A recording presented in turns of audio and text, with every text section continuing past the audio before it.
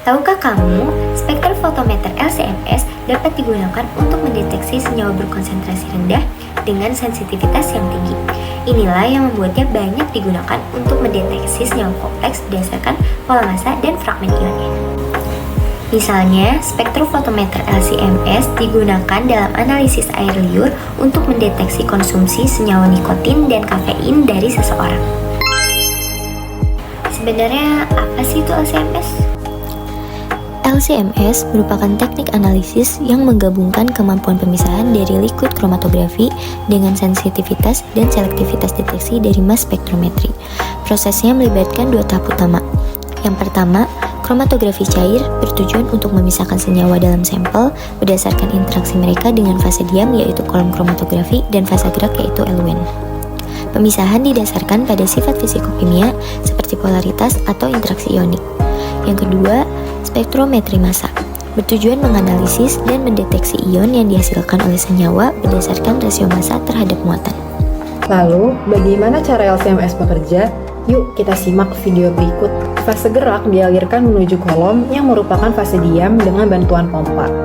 Sampel diinjeksikan ke aliran fase gerak menuju kolom, lalu akan terjadi pemisahan senyawa-senyawa dalam kolom berdasarkan perbedaan kepolaran. Senyawa yang berinteraksi dengan fase diam akan lebih lama keluar dari kolom dan sebaliknya.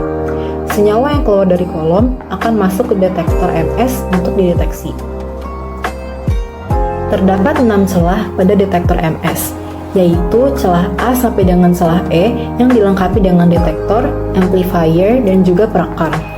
Ruang pertama adalah ruang penguapan sampel, ruang kedua merupakan ruangan ionisasi, ruang ketiga adalah ruangan acceleration, ruang keempat adalah tempat menganalisis massa.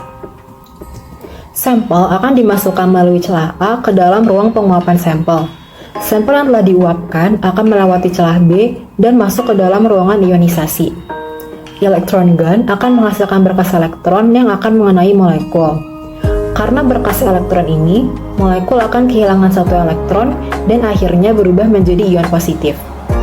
Ion positif dikenal sebagai kation radikal atau ion molekuler. Ion M+ akan berubah dalam bentuk ion fragmen, juga yang akan menjadi M1+ atau M2+, dan seterusnya.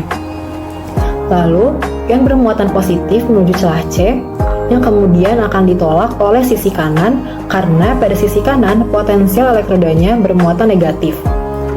Kemudian, ion positif akan mendapatkan beberapa kecepatan dan dengan kecepatan itu, ion-ion positif ini akan masuk ke penganalisa massa melalui celah B. Senyawa dengan berat molekul rendah akan dibelokkan, sehingga panjang lintasan akan lebih tinggi yang menyebabkan ion molekul besar akan mencapai detektor terlebih dahulu.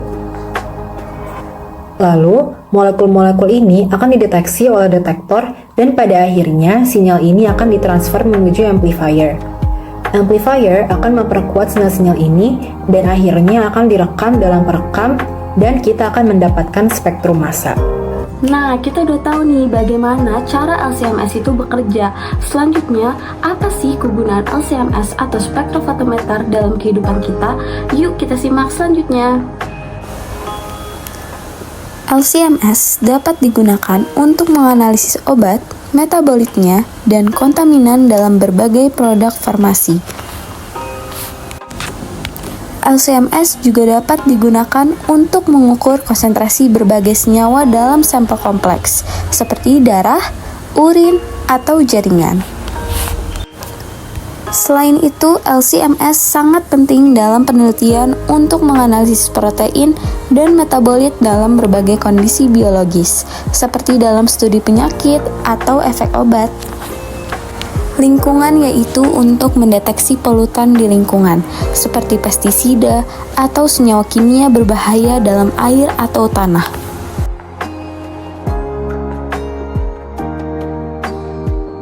Nah, setelah pembahasan-pembahasan tersebut, kita jadi tahu apa itu LC-MS, bagaimana cara kerjanya, dan kegunaannya dalam kehidupan kita. Alat LC-MS itu sangat-sangat menarik.